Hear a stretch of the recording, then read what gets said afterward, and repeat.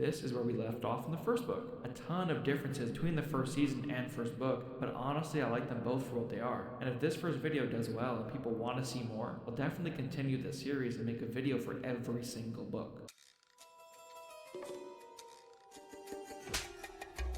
Hello everybody, and welcome to the finale of my series covering the Dexter novels, written by Jeff Lindsay. It's been such an amazing journey with these books over the last 7 months, and I thank each and every single one of you that has watched, liked, and subscribed through this series. There have been times I've taken extended breaks, times I've changed up the formula and made mistakes, so if you're still here with me through all of that, thank you. I hope you enjoy this video. Now this is the 8th and final book in the series titled Dexter is Dead, written of course by Jeff Lindsay. Let's get into it. The book opens with Dexter in the slammer, with the whole world looking at him as though he did those horrible things to Aster, Rita, Jackie, and Robert at the end of book 7. Despite all of the murders Dexter truly did commit, they got him on the ones he didn't, and it really doesn't matter to these cops. They would want Dexter to go down for this so that they could blame a two-timing insider for the murders of Robert Chase and Jackie Forrest, who they were sworn to protect. It would take all of the heat off of them. Now sometime later, after a couple weeks in jail, Dexter finally meets his lawyer, a public defender who looks extremely overworked, and informs Dexter his paperwork is all out of whack and he should have had his arraignment a max of 48 hours after his arrest. But alas, none of that has happened. Now after all of that, Dexter is napping and chilling in his cell, and Laszlo, a CO, tells Dexter a detective wants to see him. And while he hopes and wishes it's Deborah,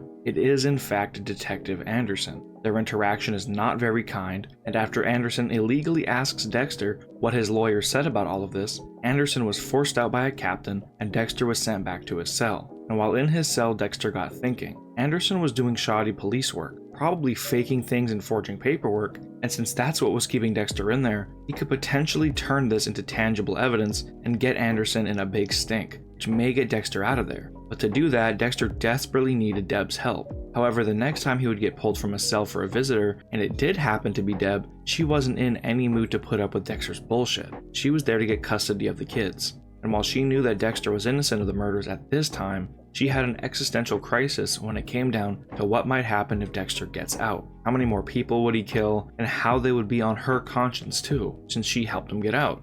She even went as far to say that Dexter wasn't her real brother, just adopted, and this crushed him.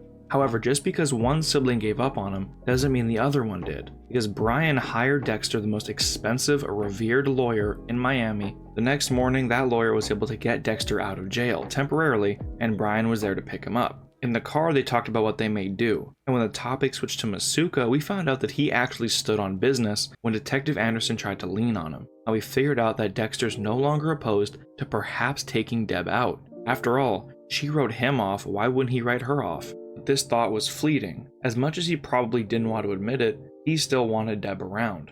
Now a little bit later, Brian brought Dexter to Dexter's house for a change of clothes and a toothbrush, but since it was a crime scene, there was a squad car parked outside. Dexter got out and told them what he needed to do. They recognized him and tried arresting him. One of them called it in and was able to figure out he was supposed to be on the outside, and the other more handsy cop had to back off. But Dexter still wasn't able to get his stuff, so he ended up at a hotel Brian paid for, alone, wallowing in the fact the entire justice system wanted to slam that cell closed in his face. However, if he could either prove Robert Chase's guilt, or once again, as he said previously, prove that Anderson was tampering with things, he may win this thing. After a meeting with his lawyer, he went for some of the classic Cuban food that he may or may not be able to enjoy much later, and this is when we started getting into Dexter's potential plan for success. He started thinking about the resort for monsters Robert had gone to, and how if he could prove everything going on there, he could exonerate himself of being the one who violated Aster. And if he could get them to drop that, there would be no real probable cause as to why he would have killed Jackie and the others.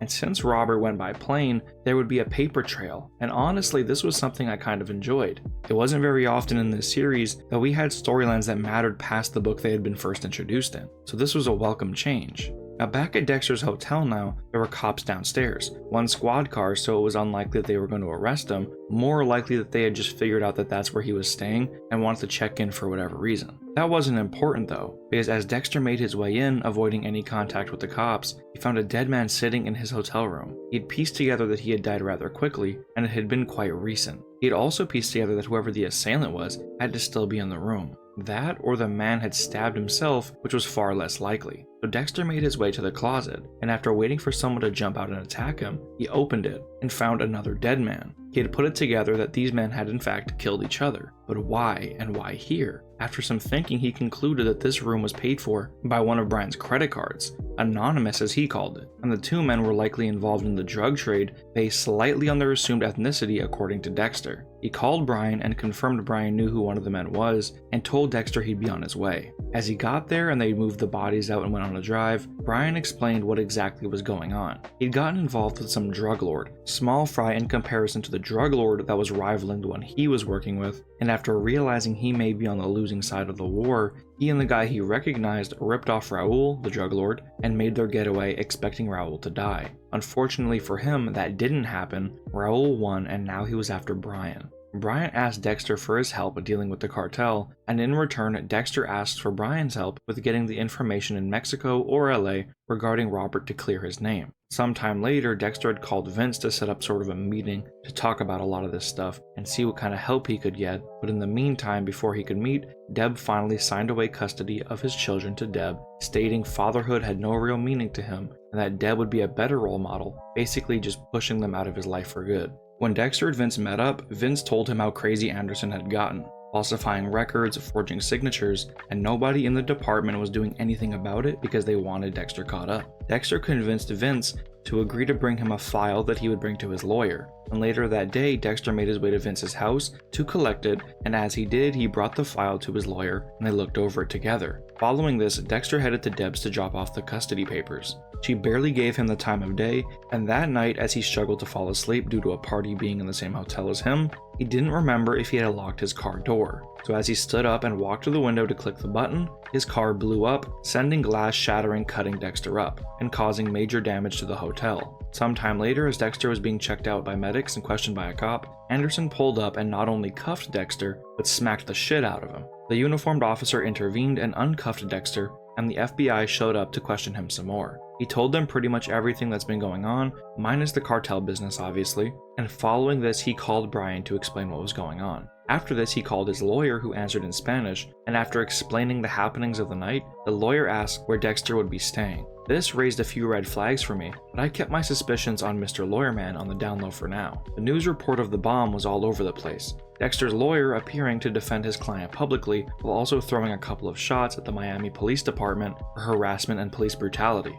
Fast forward a little bit now, and Dexter and Brian were sitting down eating, trying to figure out how they found the hotel. This being the second hotel now, despite Brian using a different name and card. They didn't have much time to ponder this, however, because Dexter received a phone call from his lawyer telling him the feds wanted to talk to him, and he'd be there to help Dexter out. Following the meeting where surprisingly, Anderson made an appearance, seemingly trying to tell the feds that Dexter was a drug fiend in an attempt to place him as the one who blew up the car, because according to the FBI, whoever made it was some sort of narco-terrorist. It was a poor attempt from Anderson and went nowhere, and on the way out, Dexter asked if there were any cabs around there, until his lawyer said he could give him a ride. He brought him back to his new hotel and told him his exact room number. God damn it, Dexter, this is where I knew something was going on. Oh, whatever, let's fast forward. At a diner with Brian, Dexter gets 3 calls from Deb. This is surprising for a number of reasons, but the actual reason she called at this point throughout the series isn't so surprising. The kids have been kidnapped once again. When he got to Deb's house, she told him a few Hispanic men with guns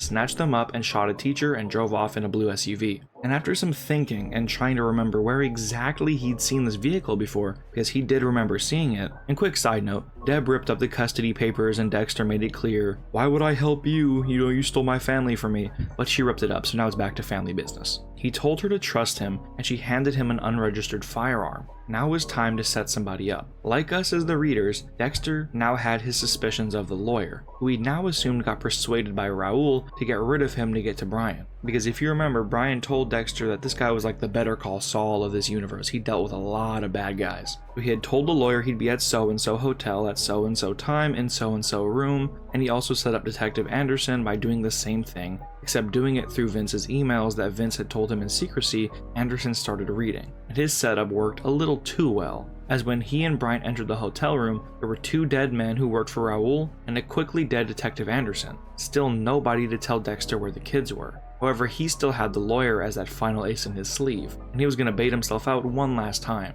So he was now set up to meet up with the lawyer with some new wild innocence proving evidence at some place called TikTok that night. And as they got there, they noticed a gold SUV pull up with 3 guys. Dexter and Brian made quick work of 2 of them and held the last guy hostage for information. As they were there with the driver, Dexter's lawyer came out asking if it was done, and Brian took him out. Dexter and Brian took the driver to a storage unit and did their thing. And following this, Dexter answered a call from Deb, and even though it may have been awkward considering Deb and Brian hadn't seen each other since the events in book 1, now wasn't the time for catching up. They had business to handle. So they drove to Deb's house and picked her up, and the information they got from the driver was that Raul was on a yacht with the kids. So they took Dexter's boat. Dexter had some doubts about this whole thing but trudged along regardless, and sometime later it was raining now and Dexter and Brian were on the boat. They sliced their way through the guards, and now Deb was with them. They made their way around and managed to find the kids. The kids were accompanied by a nanny who played nice at first, but once Brian entered the room she shot him. He lunged at her and killed her,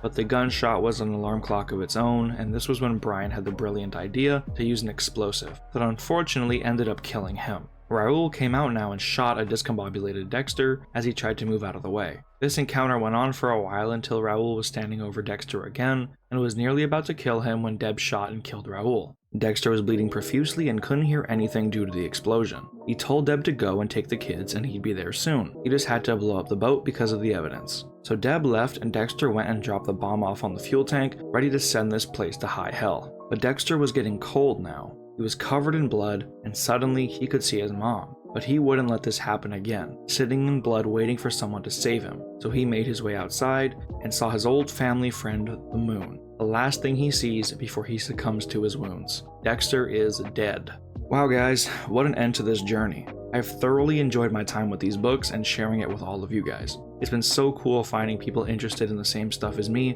and I really do hope you guys stick around to see what we have cooking up next, because I do not think you'll be disappointed. Also, just because we're done with the books and Resurrection is over, doesn't mean we're done with Dexter content. But let's talk about book 8. This was surprisingly really entertaining. I enjoyed the dynamic between Brian and Dexter. I thought it was really well thought out, planned, and executed. It's rare that another character in these books gets that much direct attention or has that much importance to the overall plot. Especially Brian, who after book 1 was kind of ignored for the rest of the series when it came to substantial moments. Besides book 5's ending, we had tension between Dexter and Deb, but that's nothing new. We had a few different antagonistic forces that were active and messing with Dexter, and despite none of them being terribly interesting, I think the situations Dexter was in is what made it more interesting, rather than the characters themselves. Seeing him fighting for his freedom and getting involved in a cartel assassination plot was badass. I think it did a good job of wrapping up the story in a satisfying way. Dexter goes out in a blaze of glory, saving most of his family,